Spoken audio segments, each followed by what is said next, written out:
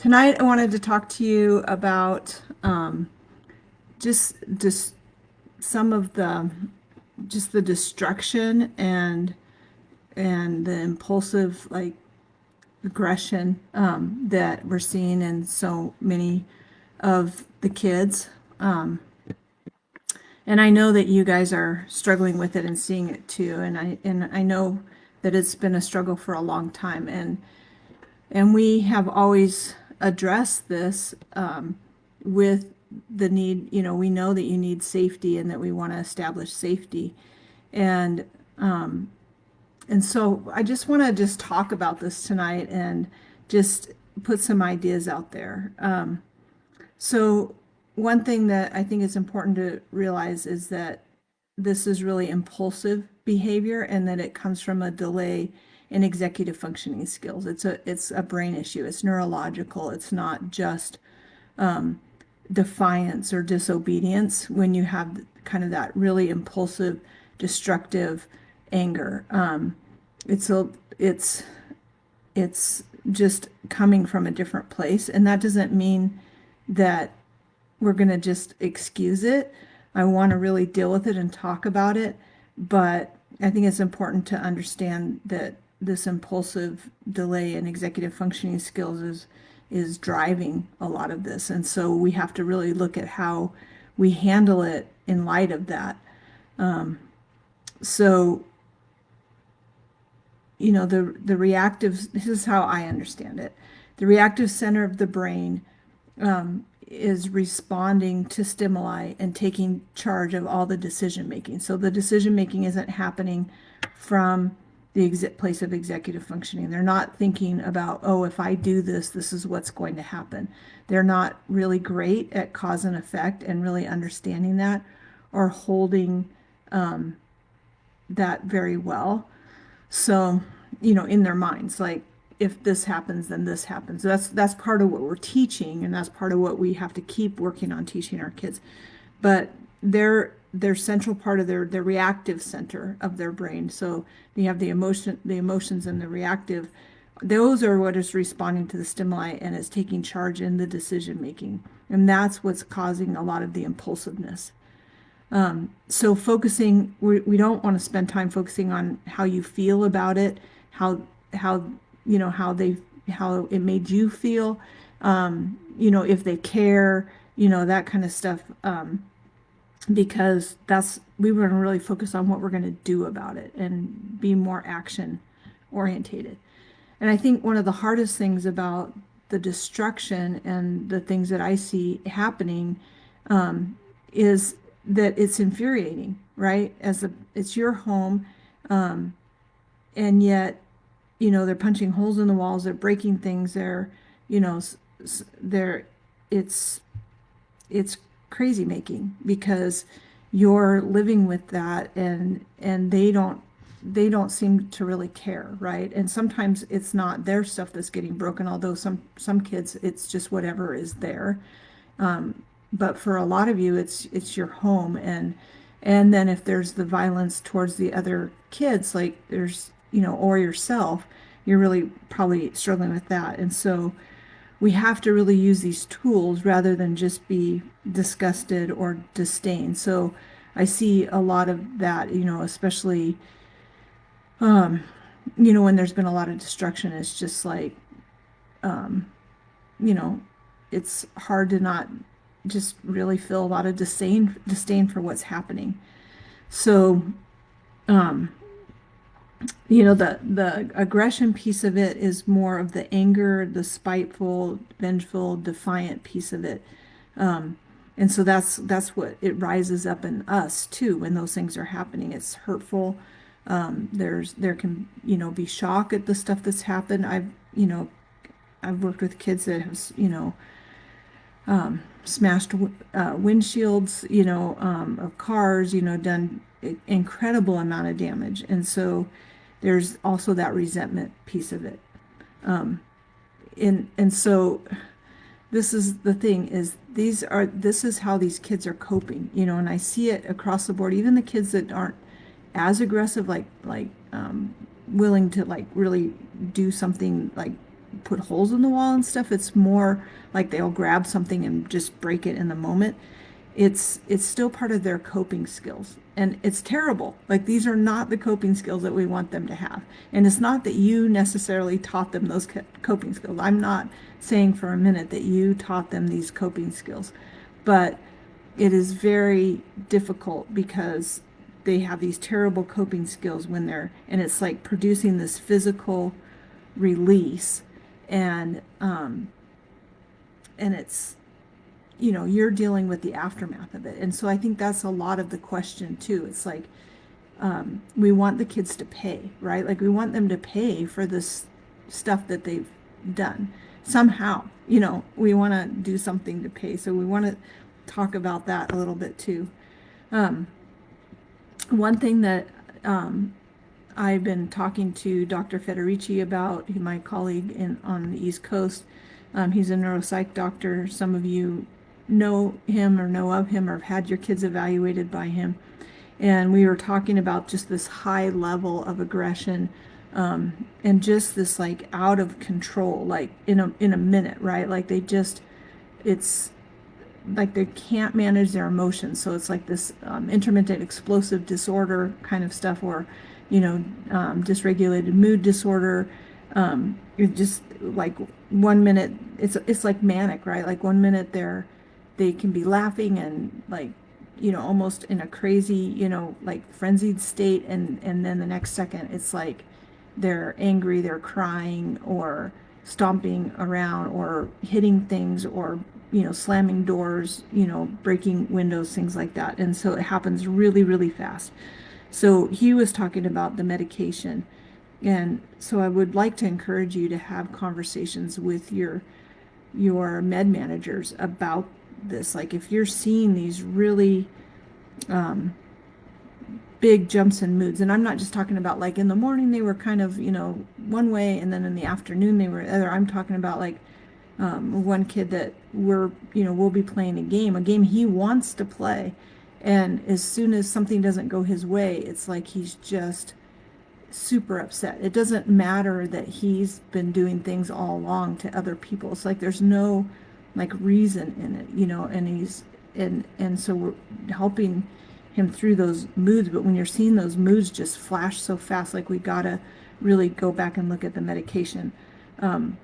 And so one of the things Dr. Federici said is that, really look at the medication they've been on for a long time, because it's not working if it's not stabilizing their mood. And sometimes that might have to do with their ADHD medication. He was talking about using Lamictal for mood, and Wellbutrin, but you're really going to have to talk to your doctors and really try to help them understand. And if you've talked to Dr. Federici, had an evaluation, and you're still having some of these problems, like you could for sure reach out to him. He can make recommendations, but he can't prescribe this medication to you. But you're going to have to do just talk to your doctors about it, because it's that extreme behavior that we want the medication to take the edge off of. And so we need something that's going to stabilize their moods, and it's going to have to be kind of fast working. So I'm not a med manager, and I wish I could tell you more, but I can't. So the one thing he said is that if you have these kids that have these neurological things going on in their brain, where their reactive part of their brain is lit up, whether it's from fetal alcohol, drug effect, trauma, whatever the things are, that the ADHD medication that's working primarily on the frontal lobe may be actually causing some problems. And then the autism piece of it is really interesting too, because these are primarily kids that have been diagnosed even with mild autism, but autism should not necessarily make kids violent and aggressive in the same way. Like they might have a temper tantrum, but this is something else going on. So one thing that we've been really working on with the group of kids that we have right now that are extremely, I call them edgy, they're going to change in a minute, is we're doing a lot of like transition work. So before we go from one thing to the next, we make sure that they're calm. If they start getting too wild, we sit down for a minute, take a break, and then go into. And I'll sometimes asking a child to sit down or take a break can send them over the edge too. So be I want you to be really careful about that, and just pay attention to kind of what's going on with them. And really, one thing that I think that helps the most is really, we have to really help develop their thinking and their planning and their responses, but we can't do it in the moment.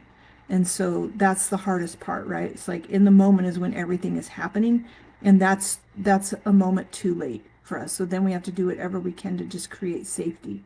And but on these other times, like what we want to do is to continue to develop thinking and planning responses. This is really, really important.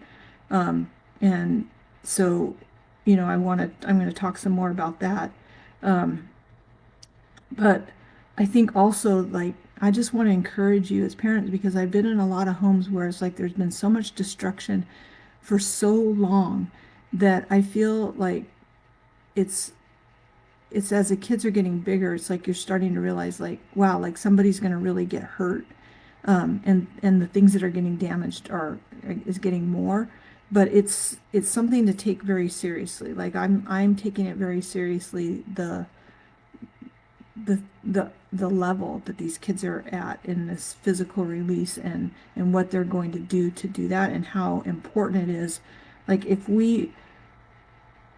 when we say that we're going to do the program and we're going to take, you know, these first, especially the first 30 days, and be really, really intensive, like you've got to do that. And if you have to reset and do that over and over until this part of safety is so important, not just your safety. I mean, that's important too, and the other kids and your things, but for them, for these kids to know that we can't really move forward until we've dealt with that. We have to know as human beings how to get a hold of ourselves, because the problems are just going to get bigger. I mean, if you're, you know, we're already calling the police, and we're doing, but the whole thing about juvenile detention is that the goal is to do everything we can to change the behavior and to help these kids so that they don't end up being adult offenders. And these kids that have this stuff going on in their brains, like they're it's not planned out. I don't want them to go to, to adult jail. I want them to learn as kids, like, we have to manage this. So we take it really seriously, and really think seriously about what you can do to help develop those thinking and planning responses. These kids it's not going to work to just tell them that they're going to breathe or tell them to use their coping skills. Like, they may need a lot of hand over hand, like, here's what we're going to do. We're going to get calm. We're going to take a breath together, but also, like, planning out what they can do when they're angry, instead of just saying, I don't want you to get angry anymore, or I don't want you to break things, or I don't want you to do this. It's like, what are these kids going to do? Because that energy and that need to release that energy it's like they turn kind of into, wild animals. So we got to figure out how to best, reach these kids and do that. So, sorry, I just thought somebody was maybe texting about the live feed. Um, so, so sometimes the destructive nature of kids, especially as they get older, in that posturing, especially, and I see this especially with boys. Girls are a little bit more emotionally based, and sometimes they can even tell you, like, I'm so angry, like I'm going to break something, or I just want to punch something or somebody. Where boys will, when they start to feel overwhelmed, it's like it gives them so much power to be angry and to be destructive. And it's like intimidation. Whatever else they're feeling, like, that's being held off because of this control and power that they have in that moment. And and sometimes, and unfortunately, like, you as the parents are kind of that outlet for venting that. And so we we want to, that's the piece of it. Like we've got to do a lot of work to create something different. So here's some things that I've been thinking about. And and and I know that a lot of you that have done the program are doing these things or have done these things. If you are not doing the program now and you did the program in the past and you're seeing a rise in the aggression and all of that, first of all, I don't know if it's like there's Christmas and New Year's and then the weather changes. I think it's just been a crazy season. So some of you I haven't had contact with in a little while, um, but just know like we're doing everything we can to help you to go back to those basics, right? Like keep them close to you.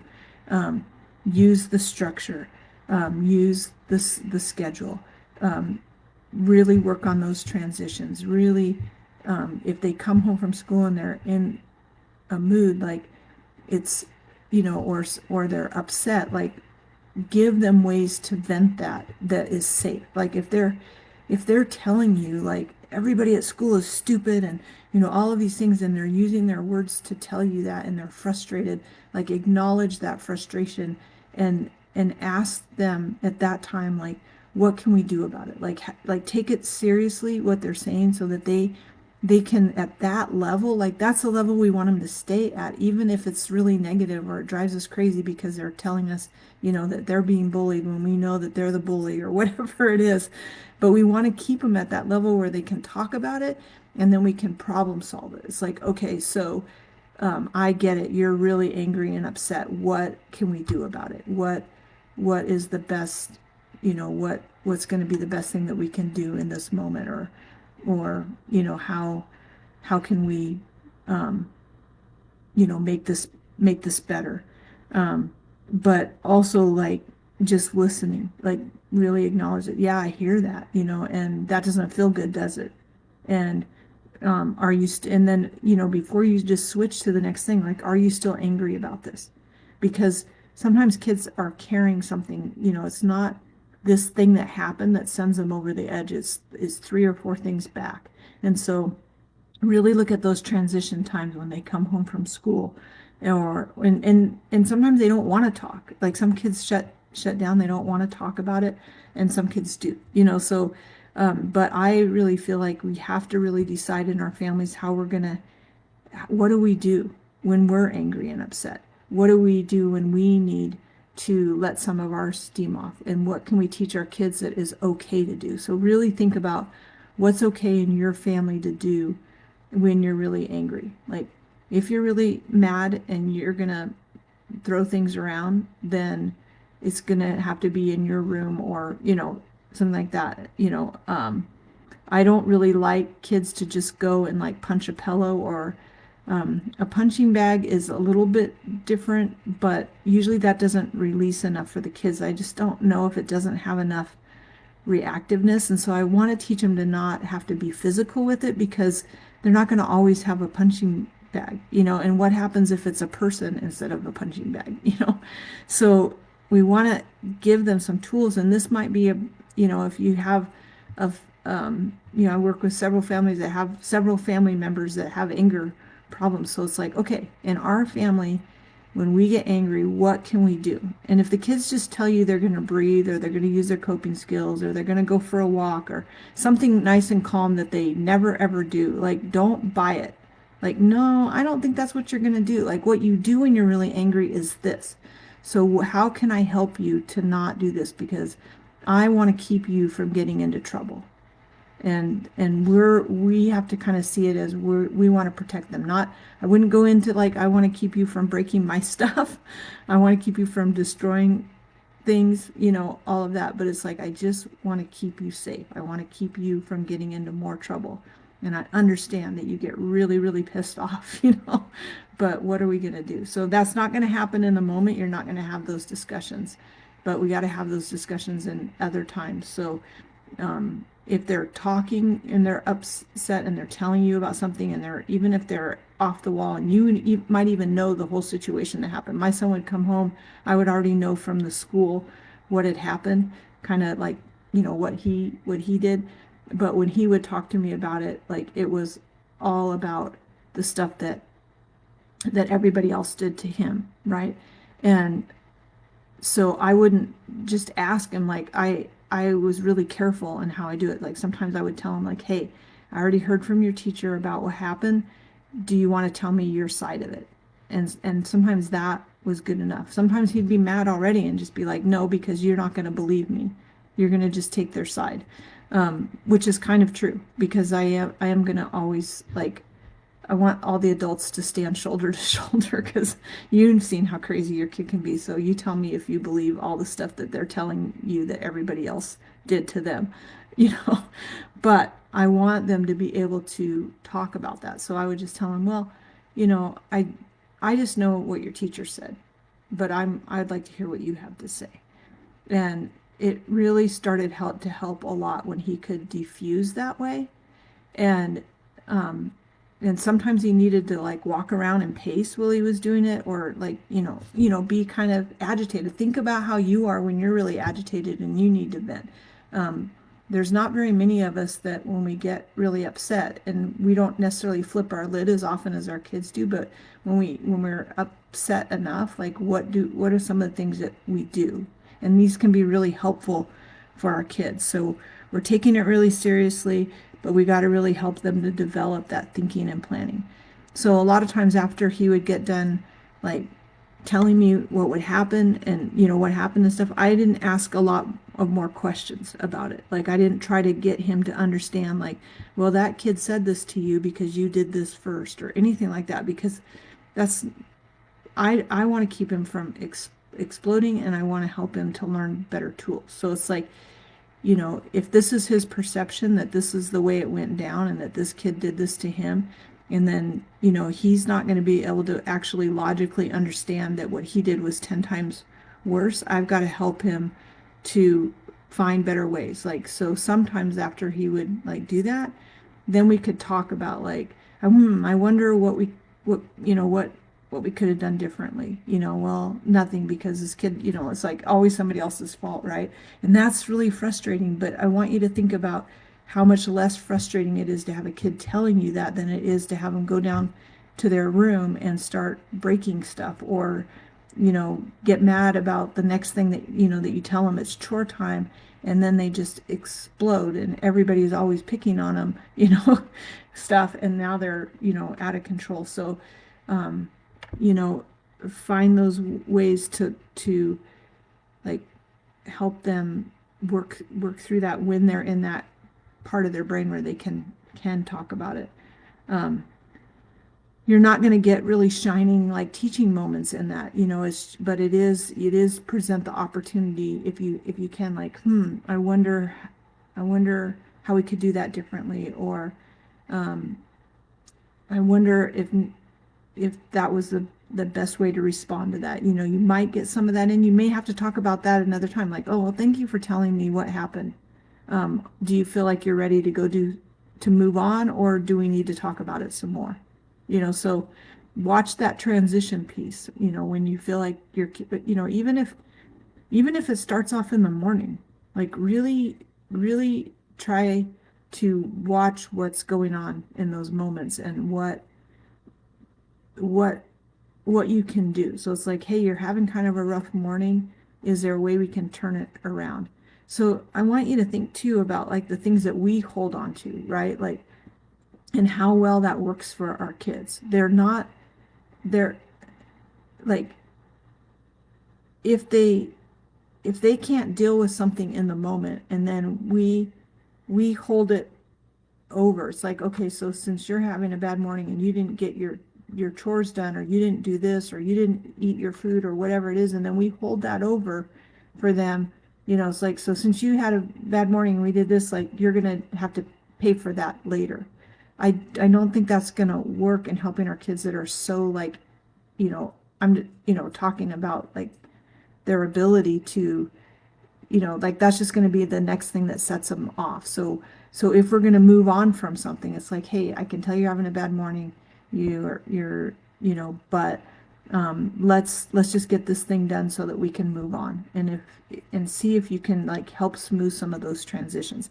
The transitions have really been a key, I think, in what I'm noticing in these kids that are super explosive is, um, and so that time when they're kind of waiting, they get more anxious and edgy. So kind of work on that, knowing what you're going to do next, knowing where you're going to go from here. And sometimes while they're telling you their story, you can be thinking about, okay, how am I going to move away from this, and into the next thing, and kind of watching them to see if they're ready for it. If it's something with siblings, um, I don't recommend trying to get to the bottom of it with both kids at that time. Like they're just going to feed off each other, and the one that's explosive is going to be the one that gets explosive about it, whether it's because he got interrupted or because he thinks that they're telling lies, or don't use your kids to be the ones that tell you be the truth, one of them to be the truth bearer of what the other one's doing. It's just a setup, and I think it's going to cause more conflict, and someone probably will get hurt. So those are just a few things about like the thinking, the developing and planning and thinking about responses, and that is when they're at a certain level. Um, but I want to also make sure that we've got to really help the kids to understand that there's rules, right?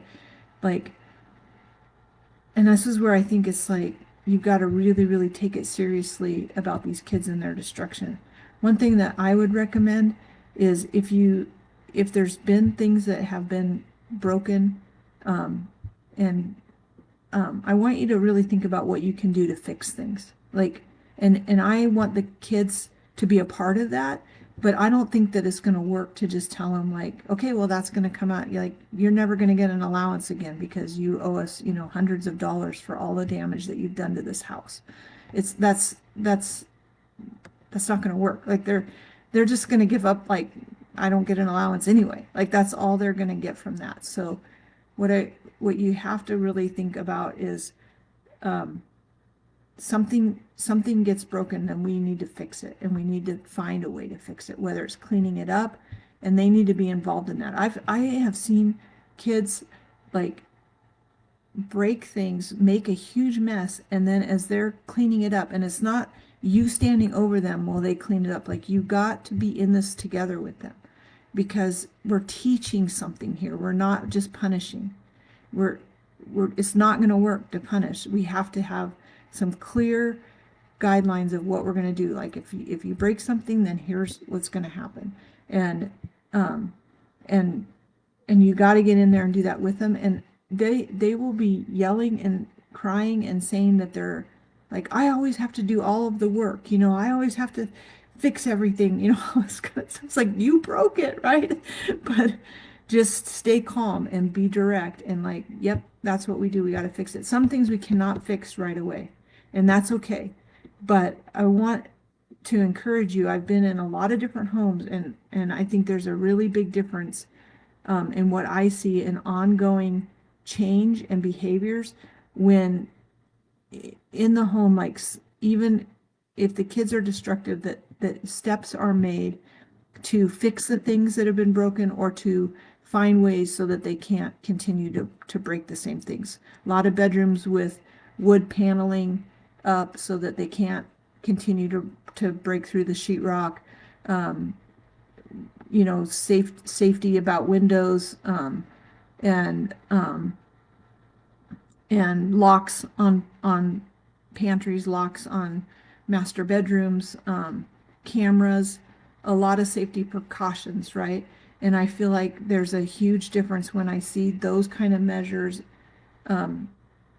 versus just living in this place where the constant reminders from years and years of damage are right in front of you and the kids. Like, how can you not feel upset about that every time? And so, you might want to leave it because you want them to feel what you're feeling, but it's not working that way. Instead, it's like nobody cares. It just feels like no one cares. And I was thinking about this a lot this week, and It reminded me of something I read in a book. I think it was called The Tipping Point, and it was talking about when the crime was really, really high in in New York City, and when the mayor came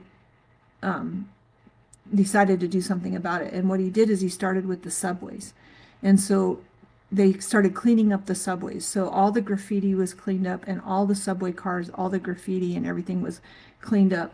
And when something would happen, like, oh, they also started just doing arrests when people would jump the subway and not pay. And so it was like they went after this seemingly little thing and they started really like setting the bar, right? Like we're no longer gonna tolerate this. And if somebody did, if a car was graffitied, it was or broke, something broke or was damaged, they would take it off the line and fix it and not put it back on the line until it was fixed, so that every car was basically presentable. And so it started to lower the crime rate in New York City and made New York City a safer city, which was pretty amazing at that time. I don't remember if it was in the 70s or the 80s, but I think it was like in the 80s. And so I want to have that same mindset about the stuff that we're not just tolerating this behavior, and we're not gonna, it's got to matter to us. But we have to understand, like, it doesn't matter the same way to them, because in their mind, I really think for the most part, the kids that I work with, it's not like they're planning it out. There are some destructive things that kids do as they're fiddling around. Like I've seen kids put holes in the wall, not from punching or hitting or being angry, but they're just, you know, um, they find a toothpick or whatever and they start poking it into the couch, or that, their way that they fiddle and stuff like that kind of stuff is different than what we're talking about, where it's like this, aggression type stuff. So I want to encourage you to set the rules with clear consequences that tie in ahead of time. So if this happens, then this is what we're going to do. And it's not to hold it over them, because in that moment, like, I don't know how much buy-in you're going to get, but you got to have those written down and know what you're going to do. So, it's kind of, and it can even be about good things. If you get your room cleaner, you get your morning routine done, by this time, then this is what's going to happen. You're going to get to have, hot cocoa in the morning, and I don't know if that's a good idea or not, but, so, just kind of think about, like, if this happens, then this happens. If this happens, then this happens.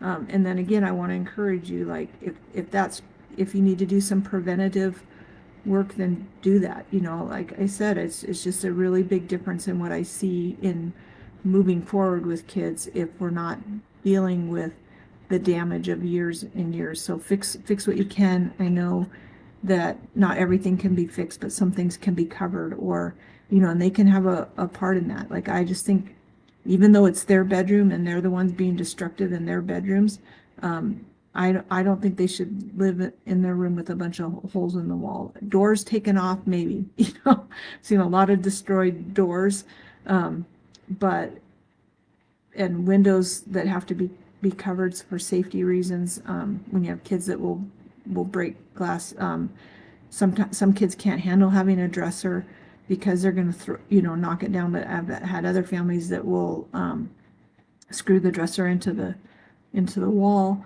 limit what they have in there that they can throw, and especially what they can throw at you. I got hit with a book this last week, so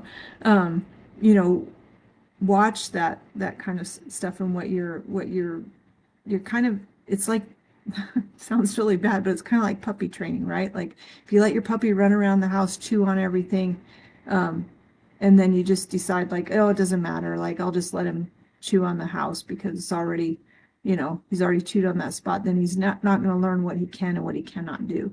And so you're going to have things that he can chew and things he can't chew. You're going to have things they can do and the things that they can't do. So and that needs to be decided ahead of time. If this happens, this is what we're going to do. And that even has to do with calling the police. Um, if you're if that's what you have to do, that's what you have to do. The kids have to have a stop sign. They have to know that this is no longer acceptable. And when you call the police, they're going to come out and they're going to talk to them and they're going to tell them these things and they're going to try to like scare them into it. Like, oh, like if you keep doing this, then you're going to go to juvie, blah, blah, blah. I don't know that that's really that effective for our kids, but you may have to decide, like, if we call the police 3 times, on the third time, we're having them go in. And it's not that it's so effective for them to go to detention, or that the kids are going to remember in the next moment when they're upset that, oh no, I might go to detention. It's that there has to be something that happens. We cannot just continue to let it happen. And you have to think about it in terms of, like, you're not teaching a lesson, right? You're like solving a problem. But think about what you would want to happen if it was your neighbor kid. If it was your neighbor kid coming over and doing this stuff, what would you want to do? So sometimes with the police, it's just creating a paper trail. It creates safety. It's can usually when they're enraged or escalated to the point that it's like happening all the time, like you really need that police involvement, because for safety reasons, like in so yeah, think about what you would do if it was a neighbor's kid. At what point would you consider it dangerous and damaging, and realize that your kids are getting bigger and stronger? So if we didn't stop it, we couldn't stop it at 2, we can't stop it at 6, now they're 10 or 13, where is that stop sign? It's like, we're absolutely not going to keep letting you do this, right?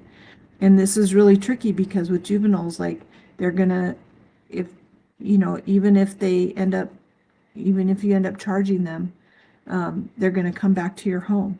So you got to be really consistent about it. When this happens, this is what we're doing. Don't, if they're already enraged and then you're playing around with, like, calm down, or I'm going to call the police. It's like, no, they've already reached that point. Then know where that point is, where you're going to make that call. And I think it's really important to have that written down. The kids to know that you mean what you're going to say. I'm going to continue to get more information about, like, kids with autism and, like, what because I don't feel like detention necessarily teaches them a lesson. I think we have to move away from that thinking that we're going to teach them a lesson. What we're doing is we're creating a stop sign.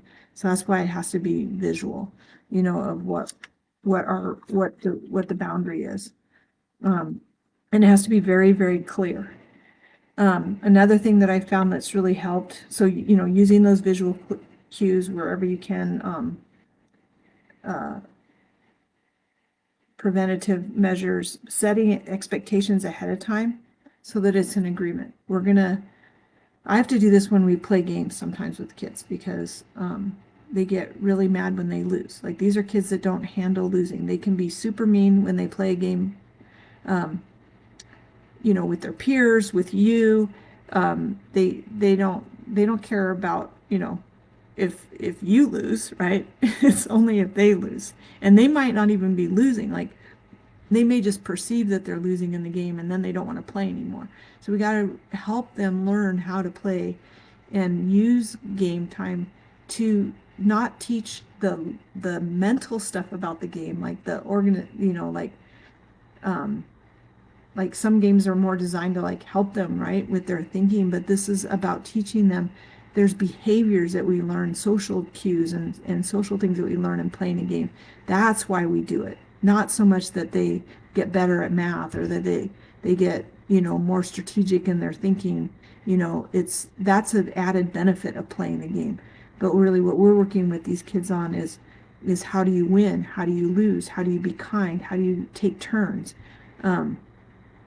So, and then working on directions, games that build up memories, games that have steps. It's one of the reasons why Skippo has been like a standby game, for a long time that I've used. Now there's a lot of games that have steps, but every time we play Skippo, it's like the first thing you do is make sure you have 5 cards. The second second thing you do is check and make sure you can use this pile, so it's like has steps, right? There's this action, and then the final action, when you're done, you discard. And so, and then, and you'll notice like they never notice when someone else discards. Like even when they're waiting for their turn, but then it's like, oh, is it my turn? So, so it's like teaching them like when they discard, then it's your turn. So it's like you're teaching them this thought process, which is part of thinking and planning, and you're teaching them responses, and so even when they're, like impatient and be like, why are you taking so long or whatever, it's like, no, no, like we waited for you. They get to finish playing, they're thinking, so it's teaching a lot of things in that, and that's why we're doing it. Um, I think playing games that include having directions. I think it's important for them to play Simon Says, red light, green light, you know, uh, freeze, things like that. I find that it's better if you are directing those things, um, rather um, than the kids. Um, they want to be Simon, right? But they don't really know how to give good directions, and they don't really know how to follow them. So do I have done some games with kids where we do follow the leader, but they need a good amount of time of like being the follower, and then you can switch and have one of them be the leader, and then have an adult be the leader again, and then have another kid be the leader. So some things like that where they have to kind of mimic and follow, really good for their brains, really good for this development, so they're not just reactionary. All of these things like get them out of that reactionary part of their brain, and that's why I think some games that are more reactionary, like the one that came to my mind is like Slapjack, or something that's really fast. Like it's good. It's good. It has its place, but you just have to be careful because it's still like very very quick, and I want to slow them down, because that's what we need them to do in their emotions, right? It's like they get mad so fast and then they react so fast. And we want to slow things down enough. So do things that help them to slow down and have to like think through it. And in some of your kids, like they're going to really struggle with that. They can't even slow down enough to take like a normal bite, chew their food, take another bite, chew their food. Like, it's like they're just off, right? They don't know how to do that. So don't be afraid that you have to keep teaching that. Um, Set up the expectations ahead of time. We're going to play this game. Somebody's going to win. Somebody's going to lose. We can have a lot of fun, but if you start getting mad because you're not winning, then we're not going to be able to play. Also set the expectations like with physical games. We're gonna play tetherball, but if you do, here's how we're gonna play. Um, our goal is to hit each of us to get to hit the ball 3 times. And so basketball, whatever it is, like set up the parameters of what you want them to do, and those parameters should be the main focus of the game rather than who wins or loses. It's like, we're going to make sure that you pass, like when we play basketball, like we're going to make sure that you have to pass the ball at least 3 times before you shoot the basket. Things like that make them have to like pause and do those things. It's so good for them. Like they need that, but they need someone to teach it, because they're not going to learn this on the playground. And at their ages, like that, most people think they've already know how to play. And so, but they don't. Like they don't even know how to play, with their toys by themselves and play, in a way that's like constructive, and positive. So set up those expectations and keep in mind, like if this happens, then this is what's going to happen. Um, and it's not about, remember last time when you did this and then you got mad and then we couldn't finish and then, all this stuff happened. Like, no, no, no. Just for this time, like we're not carrying anything over. We're just dealing with this time. This is how we're going to do it this time, because this is how we're going to do it. Don't try to appeal to their emotions with speeches. Be black and white and don't negotiate. So that's really important, because I think that a lot of times I'll see kids that it's like when they know you're serious, then they start to like, oh no, no, I'm calm. I don't need to do a calm plus five, or I don't need this. It's like, no, if you already said that if you cannot sit here and eat your food calmly without poking your sister or whatever, then we're gonna we're gonna take a break, sit for a few minutes, and then we'll try again. Don't It doesn't matter that there's no, no, no, now I don't want to, right? It's still coming from that impulsiveness in their brain, right? They're reacting now to the consequence. They already made the choice, so now we're gonna go do this. So be black and white. Problem solving is going to happen beforehand or much later, not in the moment, and not even right after the moment. Like right after the moment, our goal is to now move from that to a better place. So once we've done a calm plus five, we need to either finish the task or move forward into whatever it is we're going to do, and not go back and try to rehash what happened, why we had to do a calm plus five, and I didn't like it in the calm plus five when you said this and that wasn't true, and all these kind of things. It's like, it's just like, okay, we're okay now. Good. You ready to move on? Yes. Okay, let's go. So remember, you're not teaching a lesson. You're helping to solve problems. You got to teach these kids how to solve problems. They got to slow their brains down enough to solve problems. In calm moments, you can discuss what they can do when they're upset and frustrated. In the moment, when they remember that mountain of escalation, however high they are, that's you've got to really decide whether it's going to be like, you can sometimes, if kids are not too high, you can give them that limited choice, right? Like, are we going to be able to finish this? Can you pull yourself together and finish this game, or do we need to take a break? So and then if they start to get really escalated, we don't want to wait till they are totally at the top, but as they start to get more, like now they're not able to take a break, like they're yelling at you, like, I am calm, I don't need a break. It's like, you know what? We're just going to sit, and I would start as easy as possible. Like if you're out playing basketball and somebody's getting upset, it's like, let's just stop. And then they're going to get upset if you're just taking it away forever, right? So it's like, let's just take a minute. I want to keep playing. It's like, no, let's just stop. Hand me the ball. Let's just wait. You know, just stand with them for a minute. And as soon as it's like, okay, I want to play this game with you. Let's try again. Remember, everybody makes mistakes, and go on. Because I have kids that get explosive because they drop the ball. And then it's like your fault because you didn't throw it right, or they don't throw the ball right and they're mad at themselves. So, there's plenty of things in this world to be mad about.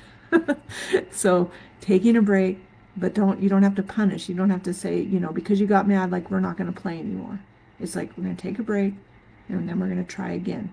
We want to give them that ability to enter back in and not totally flip. If you say, like, it's over, you don't get another chance, they are going to flip their lid. Then they're going to go in the house and do something.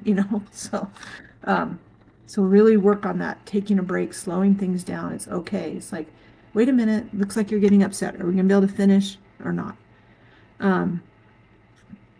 Again, just keeping in mind that destroying property is not acceptable.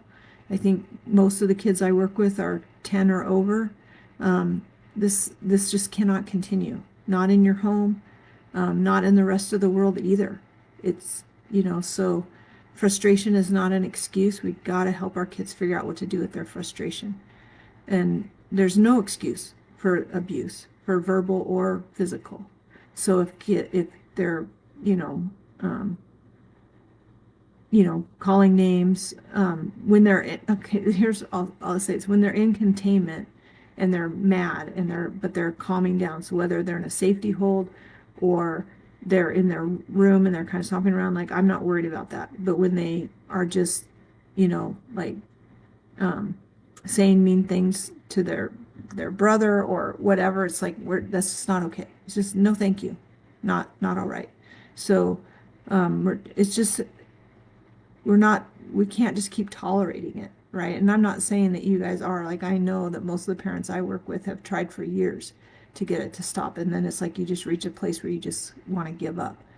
So if they break their own things, then they're not going to have it. We're not going to have a bunch of broken things around. We're going to clean it up and it's gone. So if they, have a lot of teens that will, throw their phone down and break it, it's like we're, we don't have to fix it. They don't have to have that.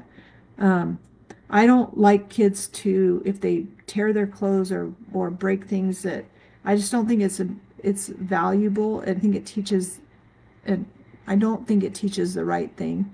If well, because this got broken or ripped or torn, now you have to wear that. It just doesn't send the right message. Or now you have to live with that. It's like, no, we want to teach that we're going to fix it, and then we're going to stop making these mistakes because we don't want to have to keep fixing it. So it doesn't mean that you have to buy them new clothes. It just means like they may only have a couple of pairs of pants to wear that haven't been torn. And it may be that they only get secondhand clothes and they don't get new clothes, but they can't walk around in things that are like, also not helping them as a person. This is not coming from a place of like teaching a lesson. So we can't hold it over. Make them pay for things is only going to work if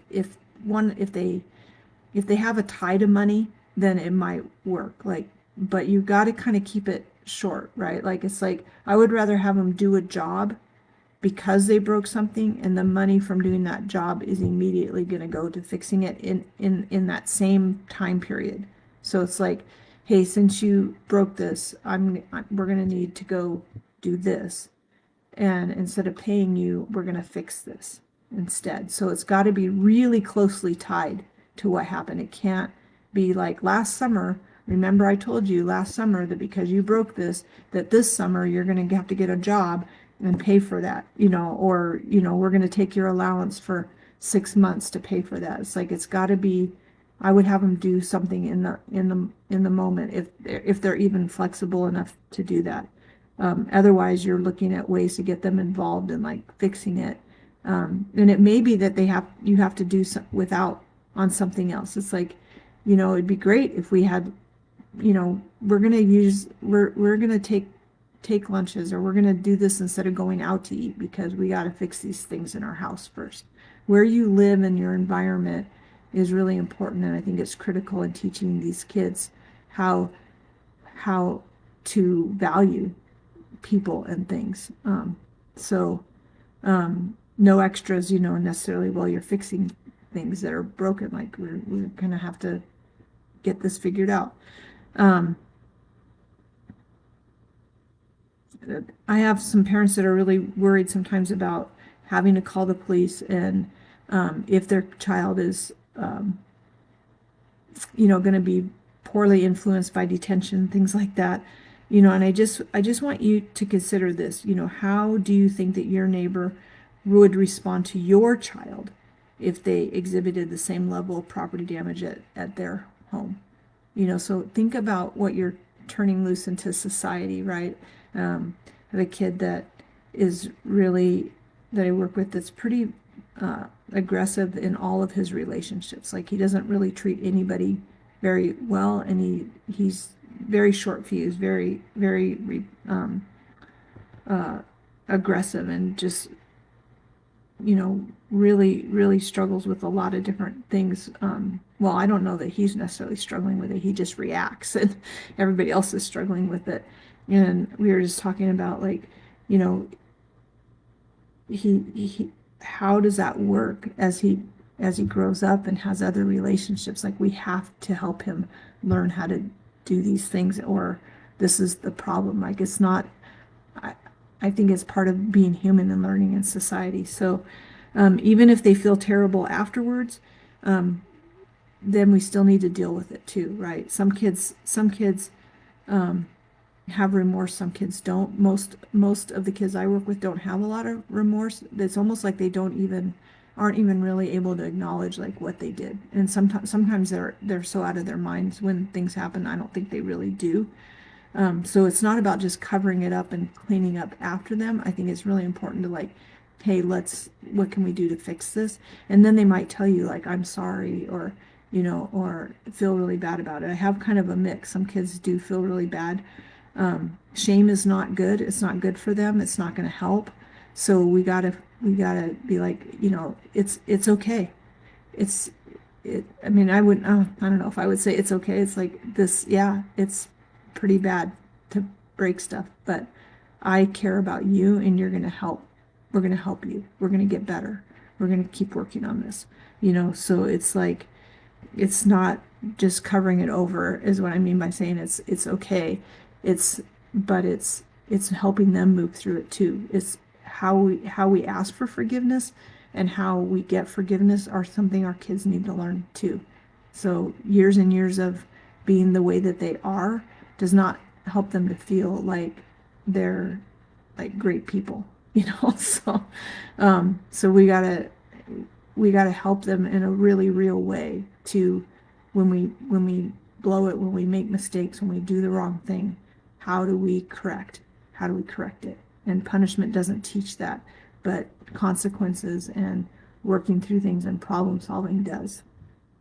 Um, Keep your emotions in check. I know it's a personal violation, and so you're holding them accountable, but and how they can like have a consequence for their action, but we can't be mean about it. And again, like you can't hold it over for very long. Like it's got to be kind of one and done. We're trying to teach the kids that it's one and done. Like we move forward, we got to be able to do that too. And I know that's really hard. So, you know, do what you need to do for your mental health and your emotional health and like working through those things. And I think part of like fixing things is actually helpful for that, and finding ways to make it so it doesn't keep getting broken. I think I've seen more stability in that with families when it's like, oh no, another thing just got broken, the same thing that we just fixed. That's harder. If you keep fixing things on the wall and then they keep breaking it, and we got to find some ways to come around it a little differently. Um, I really believe love and respect is holding them responsible for their behaviors with healthy limits and boundaries. So again, you're going to need some extra structure.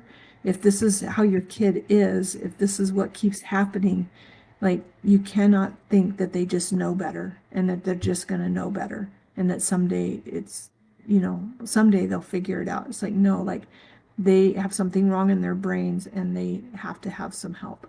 So look at the medication. Don't ignore what's going on. It's not going to go away. Teach, structure, patience, and just really work on those consequences being logical and natural. Whereas punishment is retribution for behavior, it's making them pay for their behavior. So watch yourself and what you're doing in that. Loss, you know, they need that. It's like guidance, it's like scaffolding, right? And so, catching it as early as possible, working on that structure, watching, helping them maneuver through those lower emotions when they have them, if they have them. I'm telling you, some kids don't. And so, like that's what I'm saying. If they're able to tell you like what they're upset about, that is huge. It's huge. Don't ignore that. Even if you don't like the way they told you, I still think it's better than when they're being so destructive verbally or physically. So that's all I have for tonight. I hope that you guys able to use some good tools from this video, and I'm sure it'll spark some more questions. So we'll talk to you later.